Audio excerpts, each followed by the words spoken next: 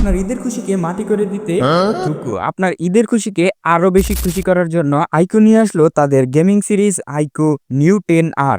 iQOOর mid বাজেটের gaming সিরিজের ফোনের ভিতরে বলা চলে flagship killer. Good looking awesome এই ডিভাইসটিতে কি আছে, কেমনই বা হবে তার পারফরমেন্স দেখতে হলে পুরো ভিডিওটি দেখতে হবে। তো হ্যালো এভরিওয়ান, আমি আছি আপনাদের সাথে ইমন। আপনারা দেখছেন হোপ বলে গিয়ে যারা নতুন আছেন রিকোয়েস্ট থাকবে চ্যানেলটিকে সাবস্ক্রাইব করে ভিডিওর পরবর্তী অংশটুকু কন্টিনিউ করবেন। শাওমির পোকো সিরিজগুলো যেমন গেমারদেরকে টার্গেট করে বানানো হয়ে থাকে, iQOO কিন্তু ঠিক সেই কাজটাই এখানেও করেছে। নিউ 10 এর পর নিউ 10R আরো একটি ফ্ল্যাগশিপ কিলার ডিভাইস তারা কিন্তু লঞ্চ করে দিয়েছে। ফোনটির বডি প্লাস্টিক বিল্ডের এবং ব্যাকশিলটাও কিন্তু প্লাস্টিক বিল্ডেরই, তবে প্লাস্টিক বিল্ডের হলেও কিন্তু এটাতে কিন্তু মাখন জিনিস আছে, সেটা হচ্ছে প্রসেসর। সেই বিষয় নিয়ে পরে আসছি, তো আগে ডিসপ্লে নিয়ে কথা বলি। ডিসপ্লেতে ব্যবহার করা হয়েছে 6.78 ইঞ্চের একটি অ্যামোলেড প্যানেল, যেটাতে 1 বিলিয়ন কালারে সাপোর্ট পেয়ে যাবেন এবং 144 হার্টজের কিন্তু রিফ্রেশ রেট পেয়ে যাবেন এবং 4500 পিক ব্রাইটনেস এবং HDR10 এর সাপোর্ট পেয়ে যাবেন। পিক্সেল হচ্ছে 1260x2800, যেটা রেজুলেশন ফুল HD প্লাস।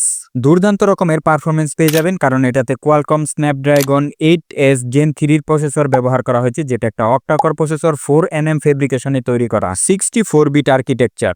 হেভিওয়েট গেমগুলো স্মুথলি রান করতে পারবেন, কোনো প্রকার ল্যাগ বা ল্যাটেন্সি দেখা ছিল না। ইভেন ফোনটা কিন্তু তেমন গরমও হচ্ছিল না, সর্বোচ্চ ফ্রেম রেট দিয়ে খেলার পরও ফোনটা তেমন গরম হচ্ছিল না। 6043mm স্কোয়ার ব্যাপার চেম্বার লিকুইড কুলার লাগানো আছে, তাই কিন্তু এটা সহজে গরম না হওয়ারই কথা। ক্যামেরা সেটআপে পেয়ে যাবেন দুইটি ক্যামেরার সেট। মেইন ক্যামেরাতে পেয়ে যাবেন 50 মেগাপিক্সেলের একটি লেন্স, যেটাতে জাইরো EIS এবং OIS এর সাপোর্ট পেয়ে যাবেন। একটি 8 মেগাপিক্সেলের আলট্রা ওয়াইড লেন্স পেয়ে যাবেন এবং ফ্রন্টে থাকছে 32 এমপির একটি ক্যামেরা পারফরমেন্স ছিল ডিসেন্ট। ছবির কোয়ালিটি খুবই ভালো, শার্প অ্যান্ড ক্লিয়ার।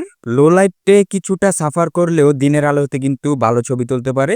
ভিডিও করতে পারবেন সর্বোচ্চ 4K তে 60 FPS পর্যন্ত। ফোনটিতে 8GB 128GB এবং 8GB 256GB এবং 12GB 256GB পর্যন্ত ভেরিয়েন্টে পাওয়া যাবে এবং LPDDR5X র্যাম ব্যবহার করা হয়েছে। এটার স্টোরেজ টাইপ দেখে কিন্তু ভাই আমি পুরাই অবাক, কারণ এটাতে স্টোরেজ হিসেবে ব্যবহার করা হয়েছে 4.1 UFS ক্যাটাগরির এক স্টোরেজ টাইপ। দুইটি কালারে ফোনটি পেয়ে যাবেন, মুননাইট টাইটেনিয়াম এবং র্যাগিং ব্লু, এই দুইটি কালারই। তবে আমার কাছে ভালো লেগেছে মুননাইটটা, এটার কালারটা কিন্তু জোস, কিছুটা প্রিমিয়াম ফিল হয়। 6400 মিলিঅ্যাম্পারের বড়সড় ব্যাটারি ব্যবহার করা হয়েছে। ব্যাটারি নিয়ে আপনার প্যারা খেতে হবে না এবং বক্সে পেয়ে যাবেন 80 ওয়াটের ফাস্ট চার্জার, 55 ওয়াট পর্যন্ত PD চার্জিং সাপোর্ট। আপনার চার্জারটা যদি কখনো হারিয়ে যায় বা চার্জারটা নষ্ট হয়ে যায়, সেক্ষেত্রে আপনি যে কোনো ইউনিভার্সাল চার্জার দিয়ে 55 ওয়াট পর্যন্ত পাওয়ার সাপ্লাই দিতে পারবেন। পারফরমেন্স নিয়ে কোনো কমপ্লেন নেই, কিন্তু ডিজাইন এন্ড বিল্ড কোয়ালিটিটা যদি আরেকটু উন্নত করা যেত, প্লাস্টিকের জায়গায় যদি বডিতে অ্যালুমিনিয়াম, ব্যাকশিলটা গ্লাসের হতো, সেক্ষেত্রে কিন্তু বিষয়টা আরেকটু জোস হতো।